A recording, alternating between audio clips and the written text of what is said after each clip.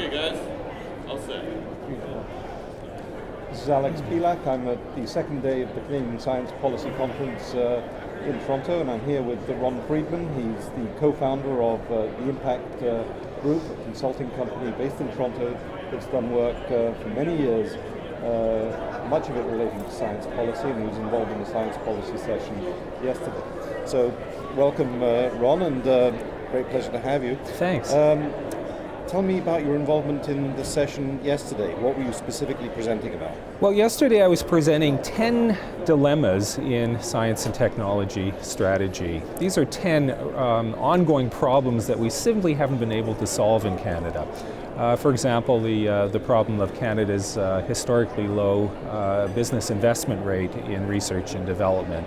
And issues like that. So I was trying to highlight, especially for the younger community, the people of the community of up-and-comers in the policy area, the people who are going to be our policy leaders in 10, 15, 20 years' time, what some of the intractable problems are that we really haven't got our heads around yet. So why haven't we addressed those problems? I think the reason is that we've run out of paradigms, or at least the paradigms that we're using to direct our thinking, and more specifically to direct our investments in science and technology, are showing their age. We need some new paradigms, some new ways of thinking about what we do and why we do it, and how we achieve the outputs and the impacts of our investments in science and technology. So as you said, you were part of a whole day session of training Science Policy 101. Yeah. It was a pretty full room, and what were the main take-homes for you from other speakers? Gee, that's a good question. A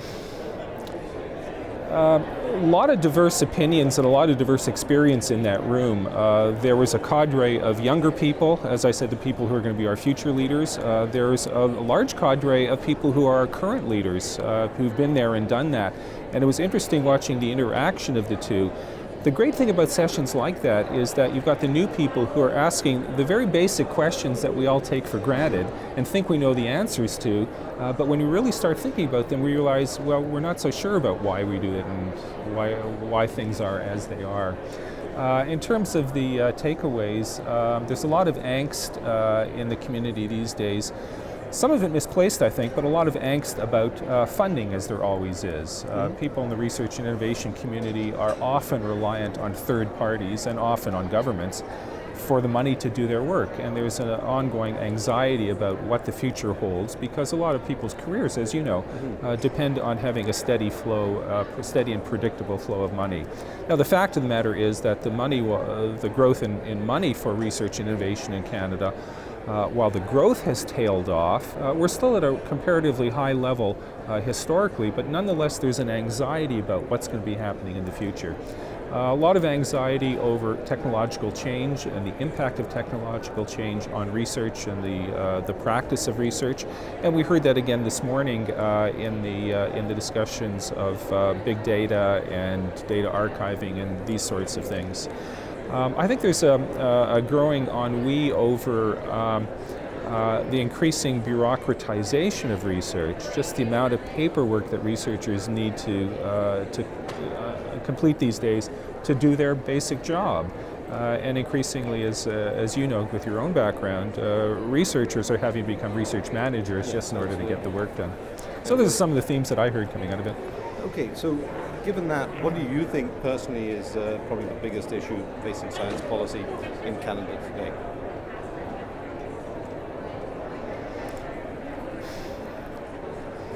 I think the biggest issue is one that's perhaps not being discussed so much, and that's how we support excellence. It's not enough just to be doing a whole bunch of neat stuff. In this increasingly competitive world, we've got to be the best at whatever we do. It's not good enough anymore to be just an also-ran. Can everyone be the best then, Rob? No, probably not. And that leads to some very important and troubling questions. So we've got to strive and encourage a culture of striving to be the best. I think that's the case, much as we're doing in the Olympics with the Own the Podium. Own the Podium movement. Maybe we need an Own the Podium movement for research and innovation in Canada. Well, we have the new Science Policy Awards, and I think that's a step in recognizing some of that excellence amongst ourselves. I think that's a really neat step as well. But I think it comes down to the difference between funding research because it's the best proposal that we've got on the table, and funding research because it's truly going to make a difference. I'm going to venture a guess that too much research in Canada, and probably every other country of the world, gets funded simply because it's the best proposal we've got on the table this year and we have to spend the money. I'd like to see a funding organization say, you know, it's an interesting proposal, but it's not a world-beating proposal. We're not going to fund it. We're going to keep our money for next year. Now, you've been a long-time attendee at these conferences. How have you seen CSPC change or grow? Well, it started out, as you know, as a student-based movement, and I think that's what really attracted the interest and attention of sponsors and participants. That it started with this youthful naivete, and I mean that in a positive way. Now it's going to be a more mature conference, and its success is in bringing together the people who've been there and done that with the people who want to be there and do that, and it gives it a certain vitality because of that.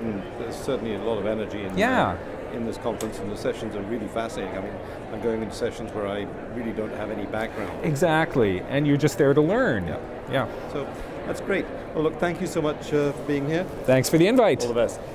Cheers. Thank you.